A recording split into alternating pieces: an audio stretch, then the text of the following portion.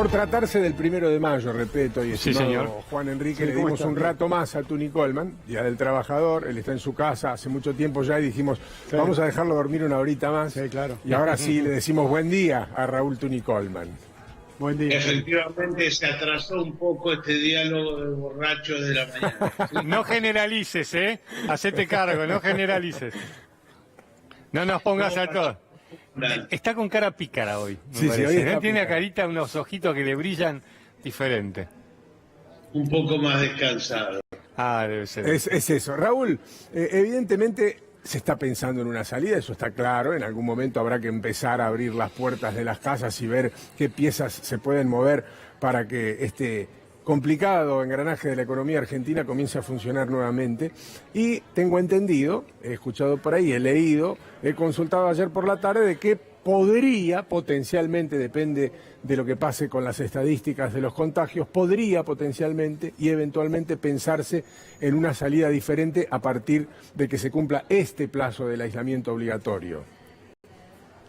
Bueno, primero tenés ahí a Andrés, que va a vivir la experiencia ya en muchos estados norteamericanos, empezando por Texas, desde hoy mismo, donde se empiezan a abrir los shoppings y los teatros al 25%, o sea, qué sé yo, me imagino en un teatro o en un cine, 1 cada 3 o algo por el estilo.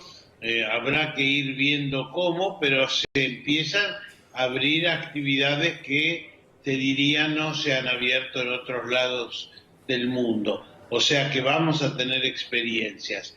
El chimento que yo tengo para comentarles es que a los intendentes del Gran Buenos Aires les llegaron formularios mandados por la gobernación diciéndole, a ver, ¿qué es lo que quiere abrir usted?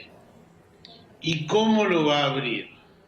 Por ejemplo, ¿qué fábrica quiere que empiece a trabajar? ¿Qué comercio quiere que empiece a trabajar? ¿Y de qué manera lo haría? ¿En qué horario? Le preguntan, por ejemplo, ¿y los empleados? ¿Cómo van a llegar a ese trabajo? Bueno, formularios concretos, ¿eh? No es que le está diciendo usted qué piensa para el futuro.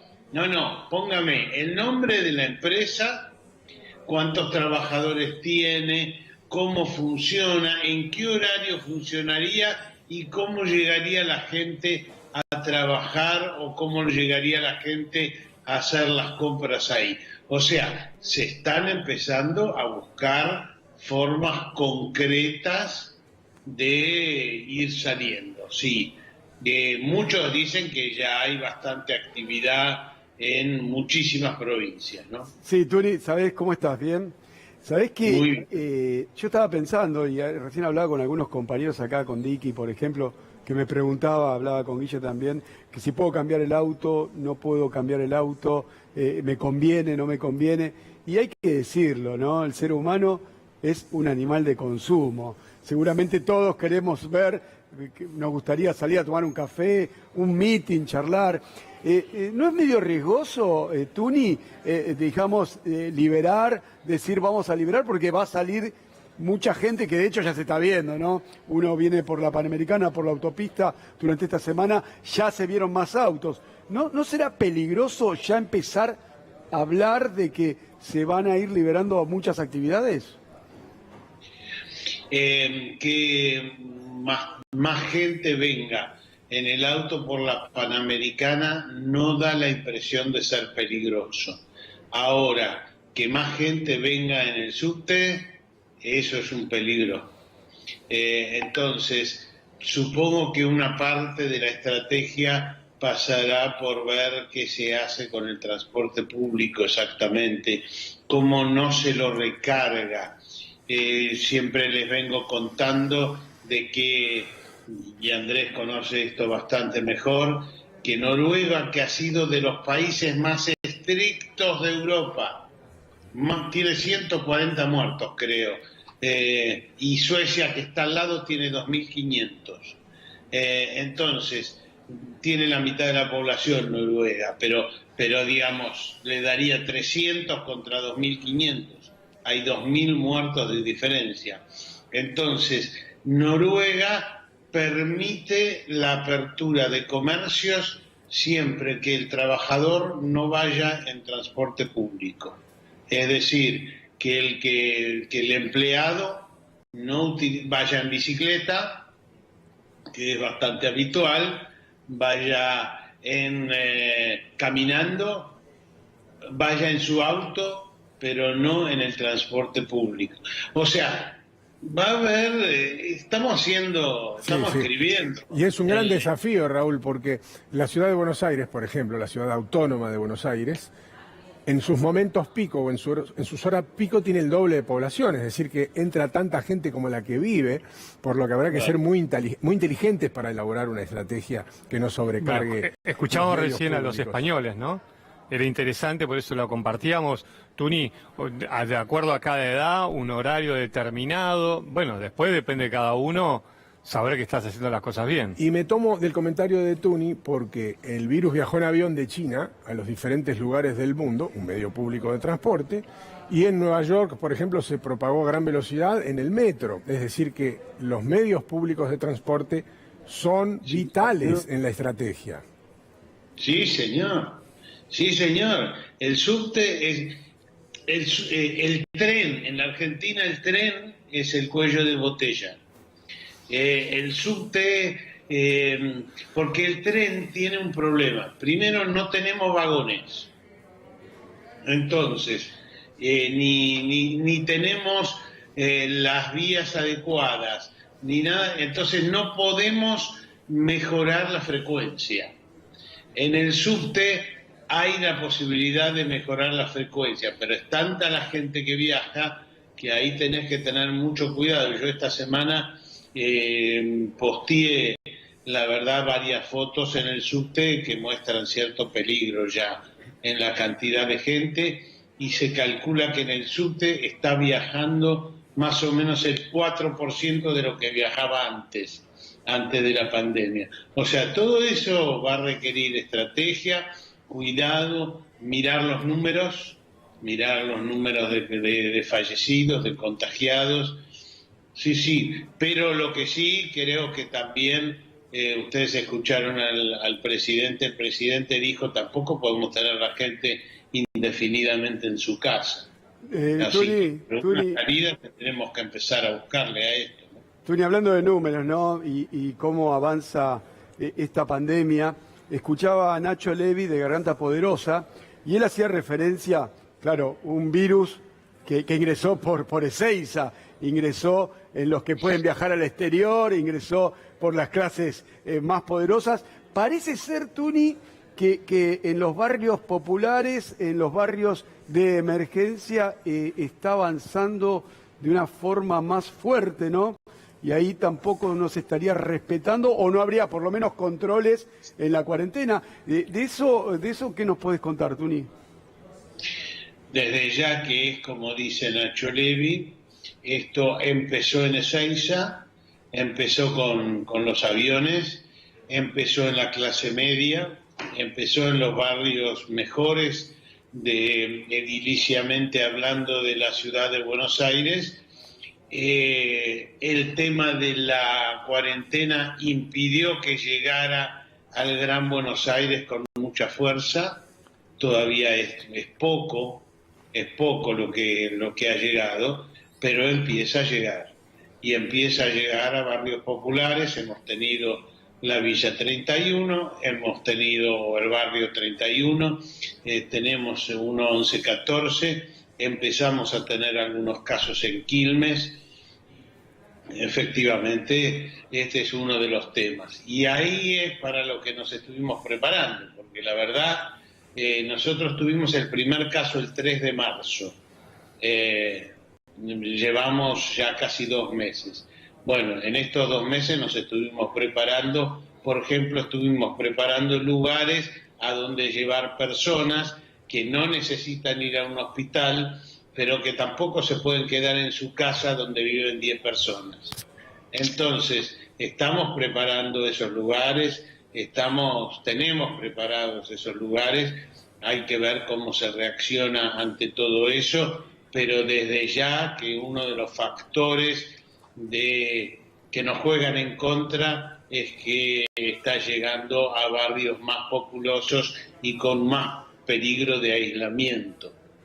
Ayer, Tuni, el presidente fijó posición respecto de la polémica que se generó alrededor de las libertades a aquellos presos que podían obtenerla, porque el derecho así los asistía, y cuyas decisiones tomaron los jueces y que generó una legítima preocupación en un sector de la sociedad. Legítima, digo, preocupación, que ayer se transformó, potenciada, un poco por, entiendo, una campaña que se hizo a través de las redes sociales y a través de algunos medios en un cacerolazo que se dio por la tarde, que se vio reflejado, dicho sea de paso y a modo de comentario, no tiene que ver con lo que nos vas a contar seguramente vos ahora, pero esta mañana en vez de diarios teníamos portales. Y dos de esos portales hacían mucho hincapié en esa noticia, es decir, reflejaban por lo menos 9 u 8 títulos consecutivos con la noticia y sus derivaciones, y si bien entiendo que es una preocupación legítima, insisto, entiendo que es así, da la impresión que algunos sectores han potenciado este problema para transformarlo o intentar transformarlo en un problema político. Bueno, primero, digamos que el tema es un tema mundial. Andrés también puede hablar de esto con propiedad. La cantidad de personas que están mandando a las casas en todos los países, diría el 100% de los países, es muy fuerte. Qué sé yo, en España, por ejemplo, toda persona, lo que llaman presos de tercera categoría, que son más o menos unos 8.000, están todos en la casa. Cada país con su realidad, ¿no? Y con sus posibilidades también, Tuni, como la propia pandemia, ¿no? No es lo mismo Islandia, digo que cada país está con la realidad de cómo encara la pandemia, el tema de los presos. No es lo mismo hablar de la Argentina que de Islandia, que es una isla y son 365.000 habitantes, o de Nueva Zelanda. Y en el tema de los presos es un tema global, como vos bien marcás, y cada país lo va tomando de forma diferente. Sí, pero es general. Tenés 3.500 en California, tenés 1.200, creo recordar, en Oklahoma. O sea, en cada país tenés, en Francia hoy tenés ya más de 6.000 en sus casas. Está muy extendido. ¿Y por qué es esto? Le agarró un ataque de humanidad a la Organización Mundial de la Salud. Básicamente es esto. Una cárcel es un lugar inadecuado para esta pandemia, porque porque están muchos juntos, porque utilizan todos los mismos cubiertos, porque están todos en cuchetas uno cerca de otro, y porque donde se enferma uno, hay una cárcel en Ohio donde hay 1.800 contagiados. Entonces se llama Marion la cárcel. Esos presos compiten con Guillermo Favale por un respirador. O sea, el preso que ustedes saben que del total de contagiados, solamente un 20% realmente lo siente esta enfermedad, solo un 5% va al hospital y solo un 2% o un 3% requiere de terapia intensiva. Entonces, las camas que hay en terapia intensiva con respirador son limitadas. Si vos tenés una enorme pandemia en las cárceles, esa gente va a competir con Guillermo Favale por un respirador. Entonces dicen, los presos que no sean peligrosos, porque este es el punto, los presos que no sean peligrosos, los que tengan mucha edad y ya sea digamos en una edad de riesgo, las mujeres con hijos chiquitos, las mujeres embarazadas, que vayan a sus casas con una pulserita. En general este es el criterio, que es un GPS, como el GPS que tenemos en el auto, un GPS que dice a dónde está yendo la pulserita. Si se va de la casa, suena de inmediatamente una alarma. Bueno, lo concreto es que este proceso, que es mundial, impulsado por la Organización Mundial de la Salud, busca descomprimir un lugar muy inadecuado, donde no entran en consideración ni los homicidas, ni los violadores, ni los, digamos, los que cometen delitos graves. Acá se ha utilizado muy política, en otros lugares también, muy políticamente, y bueno, es parte de la batalla política, me parece a mí, y provocó ayer un cacerolazo fuerte, sí. Esto generó, por supuesto, que un sector de la sociedad se enoje, porque en Argentina se tomó conocimiento de la liberación de un genocida, de un violador, de personas que habían sido verdaderamente peligrosas, como un secuestrador, por ejemplo. Pero para separar la paja del trigo, esto es un tema muy sensible, es un tema muy serio, hay que abordarlo con esa seriedad. Hay que decir, porque se atacó en forma directa al Poder Ejecutivo, que Argentina es una república, que tiene una división de poderes y que la justicia está en manos de los jueces. Eso es lo primero que hay que decir. Que puede ingerir el Poder Ejecutivo Nacional dentro de la justicia solamente a través de un indulto, y el propio presidente ha dicho en varias ocasiones que él, como abogado y como presidente, no está a favor del indulto. Y más allá de las recomendaciones que se pueden hacer desde la política, o en este caso del Poder Ejecutivo, si es que existieron, siempre la decisión final está en manos de los jueces. Y la decisión de los presos que mandan a la casa y la peligrosidad de los jueces, de los presos que mandan a la casa, está en poder de los jueces. De hecho, eso es lo que ha sucedido, más allá del informe que pueda hacer el Servicio Penitenciario Federal, que también debemos decir no es vinculante. Es decir, yo te puedo decir, Juan Enrique es muy peligroso, no lo largues, y aunque el Servicio Penitenciario Federal diga eso, también es el juez el que en última instancia termina definiendo esa situación. Pero me parece que hay que separar tú ni bien la paja del trigo, porque la polémica, por supuesto que tiene asidero, cuando uno hace foco en la peligrosidad del delincuente que vuelve a su casa y si se lo puede controlar o no. Pero también me parece que en la confusión, a veces en la ignorancia y en la mala intención, se trata de responsabilizar a todo el mundo por una situación que, está claro, no es así.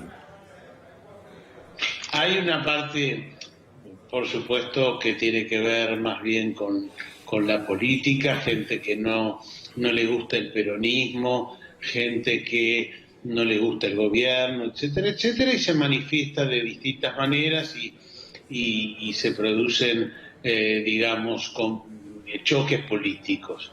Y junto con eso hay que decir que también hay jueces que hacen desastres y se equivocan. En mi modesta opinión, encima no soy juez. Por ejemplo, ponen en libertad a un hombre que está acusado de haber abusado de una chica, es a 30 cuadras donde vive, pero digamos vive relativamente cerca, estuvo muy pocos meses presos, 6 meses nada más preso, y da la impresión de que tiene 67 años, edad de riesgo, y el juez dijo, me parece que puede ir a la casa, y muchos objetan eso, como un violador o un abusador de una chica menor está en libertad. Digamos, por ahí yo, siendo juez, no le hubiera dado la libertad, pero no es la libertad, me equivoco, ¿no? Es la prisión domiciliaria. El caso de Esquel para mí es muy distinto.